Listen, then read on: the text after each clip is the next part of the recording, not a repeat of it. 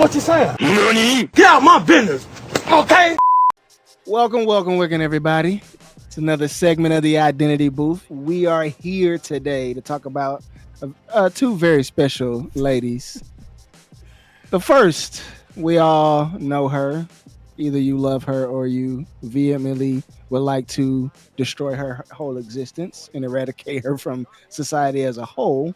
And her name is Candance Owens. She is a Black woman who is Republican or officially now registered Republican and talks a lot, very provocatively, on the interwebs about politics, culture, and social justice.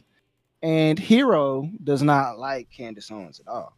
In fact, most of the Black people that I talk to don't like Candace Owens. I, on the other hand, am a bit different. I don't completely disagree with her politics. I just don't like her delivery.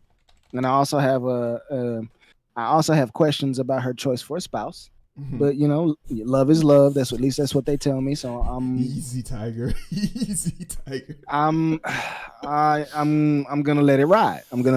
I just find it to be really interesting. I just want to know how bad her cooking is. She don't use no salt, apparently. Oh man.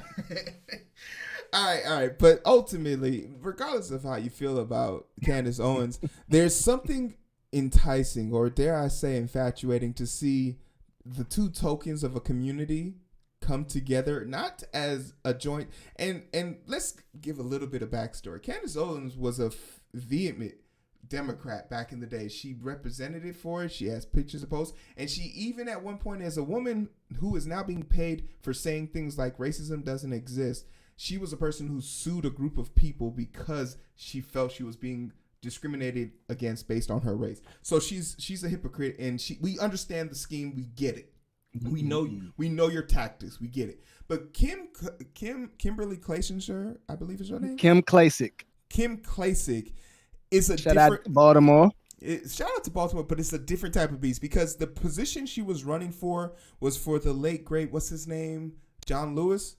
John ran for his seat, but Kwasi Mfume had his seat, I think, or somebody from the NAACP. But she ended up running for it, and she ended up losing. And the thing that bothered me the most about Kim is that she didn't want to pay homage to the history that John Lewis left behind. He has bills that he waited for her Republican Party to never touch the floor because of Mitch McConnell.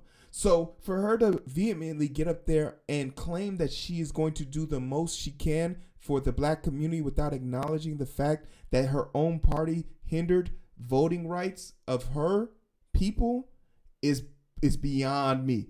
But let's get into some of the ideas that make this conversation happen. What is going on that made them fight? So basically, Candace Owens, and we can actually go to thing. I wanted to run a clip on this, but I couldn't find like one that digested it enough for us. But basically, Candace Owens, who is on the screen right now, came out and made accusations about Kim being a stripper. Basically, what had happened was Candace Owens was trying to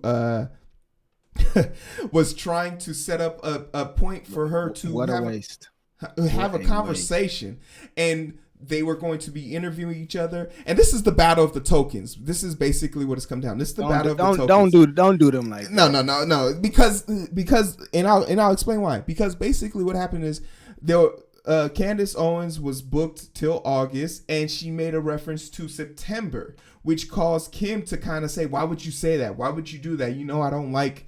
I have like a thing about September, and none of this has been verified. It's just Candace's own word versus hers.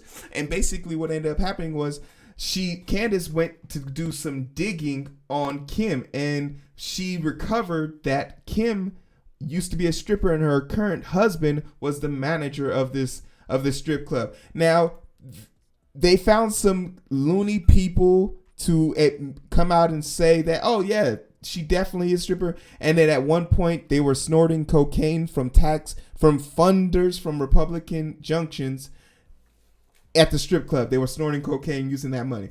This is all hearsay from from the identity perspective, so don't sue us, because if you click on some articles, you will not get any type of gateway loot. It'll like block you completely. But Kim has now finally come out and said that this never happened, this never took place, it's a bunch of BS. But moreover, if this goes to court, this is the good part here. If this goes to court, this could let us into the inside of how Kim has made her money as a representative of the Republican Party, and how Candace could be literally put out of business if Kim can prove that she did suffer damages upwards of $20 million. Because we know Republicans put out books that get shelved immediately but get paid big bonuses for saying it.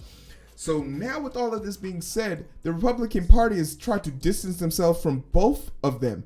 But you need to have someone like them in your party, or you can't say the racist things you want to say without having someone point a finger at you.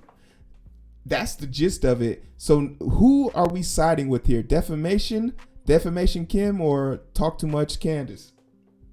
I'm gonna default to Candace.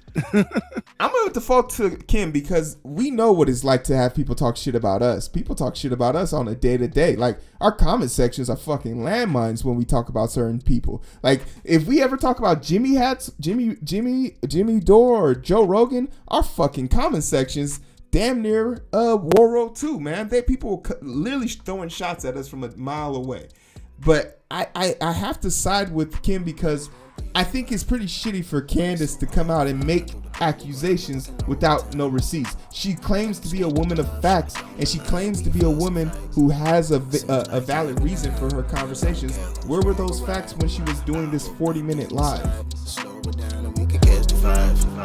But it's so hard to find through the daily grind. Been working overtime, and I'm sleep deprived. Shorty on my line and we fuss and fight.